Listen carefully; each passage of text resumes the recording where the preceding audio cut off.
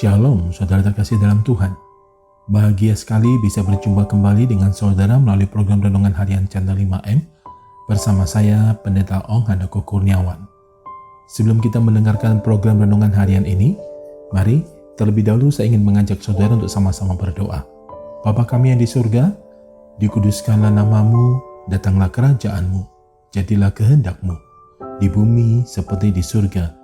Berikanlah kami pada hari ini makanan kami yang secukupnya, dan ampunilah kami akan kesalahan kami, seperti kami juga mengampuni orang yang bersalah kepada kami. Dan janganlah membawa kami ke dalam pencobaan, tetapi lepaskanlah kami dari badai yang jahat, karena Engkaulah yang mempunyai kerajaan dan kuasa dan kemuliaan sampai selama-lamanya. Berkati firman-Mu ya Tuhan, dan renungan harian yang akan kami dengarkan ini, beri kami hikmat-Mu, supaya kami dapat memahami kebenaran firman-Mu dan melakukannya dalam kehidupan kami saat ini. Terima kasih Tuhan, dalam nama Tuhan Yesus kami berdoa, dan kami siap diberkati melalui episode ini. Amin. Renungan diambil dari Injil Matius 5 ayat 13, demikian bunyi firman Tuhan. Kamu adalah garam dunia. Jika garam itu menjadi tawar, dengan apakah ia diasinkan? Tidak ada lagi gunanya, selain dibuang dan diinjak orang. Saudara terkasih dalam Tuhan, ketika garam dikumpulkan dari wilayah Laut Mati, ditemukan ada garam yang asin dan baik untuk bumbu dapur. Ada pula garam yang tawar.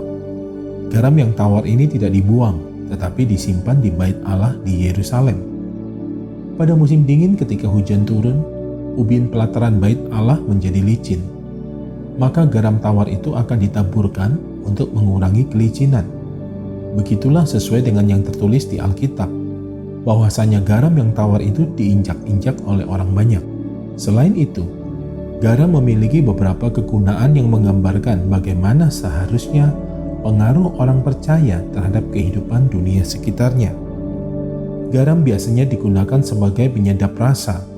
Orang percaya seharusnya menegakkan kesadaran moral suatu bangsa, sehingga dalam setiap aspek kehidupan, baik sosial, politik, ekonomi, budaya, maupun pendidikan, dapat dirasakan adanya pengaruh dari cara-cara kerajaan Allah. Apabila digunakan untuk menggarami anggur, maka garam akan membuat buah itu terasa manis. Demikian juga halnya orang percaya, seharusnya dapat pula memaniskan kepahitan orang-orang yang merasa tertindas dan tersingkir. Garam dapat digunakan untuk mematikan rumput-rumput liar yang tumbuh pada retakan jalan setapak. Hal ini menggambarkan bahwa pelanggaran moral yang terjadi di bangsa ini seharusnya juga dapat dilenyapkan oleh pengaruh jemaat Tuhan. Garam dapat melembutkan es. Demikian juga kita seharusnya dapat mencairkan kebekuan hati orang yang mengeraskan hati dan menentang kebenaran Allah. Garam dapat mengawetkan makanan atau membuatnya tidak cepat membusuk. Sebagai orang percaya, maka umat Kristiani seharusnya juga mempunyai pengaruh yang dapat melindungi bangsa ini dari kemerosotan moral. Saudara terkasih dalam Tuhan, sebuah pertanyaan yang patut kita renungkan bersama. Apakah keberadaan kita sudah memberi dampak bagi masyarakat atau lingkungan sekitar?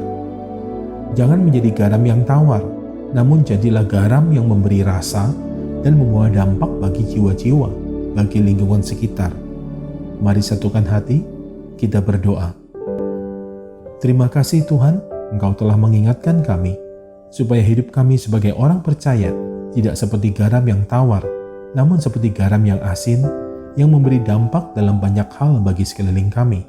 Urapi kami dan mampukan kami ya Tuhan, supaya kami tidak menjadi garam hanya di dalam gereja, tetapi setiap kami menjadi garam dunia selama nafas masih ada dalam kehidupan kami. Terima kasih Tuhan, dalam nama Yesus Kristus Tuhan dan Juru Selamat kami telah berdoa dan kami mengucap syukur. Amin. Mari saudaraku terkasih dalam Tuhan, siapkan hati saudara untuk terima berkat dari Tuhan. Sempurnakan episode renungan harian ini melalui berkat-Mu ya Tuhan.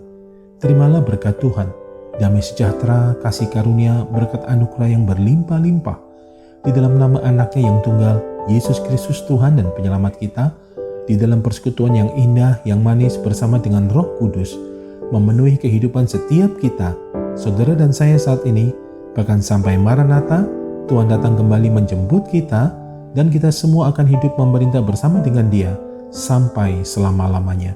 Yang percaya telah diberkati oleh Tuhan melalui episode ini, mari bersama-sama kita katakan amin. Saudara terkasih dalam Tuhan, demikianlah pesan Tuhan melalui episode ini. Jika saudara diberkati, jangan ragu untuk membagikan episode ini kepada para sahabat dan kerabat saudara, sehingga dengan demikian hidup saudara menjadi berkat. Terima kasih untuk dukungannya. Terus doakan channel 5M, kiranya senantiasa menjadi berkat. Sampai jumpa di episode berikutnya.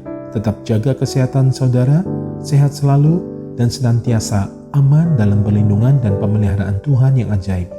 Doa dari saya senantiasa menyertai saudara dan keberadaan seluruh keluarga saudara. Tuhan Yesus memberkati.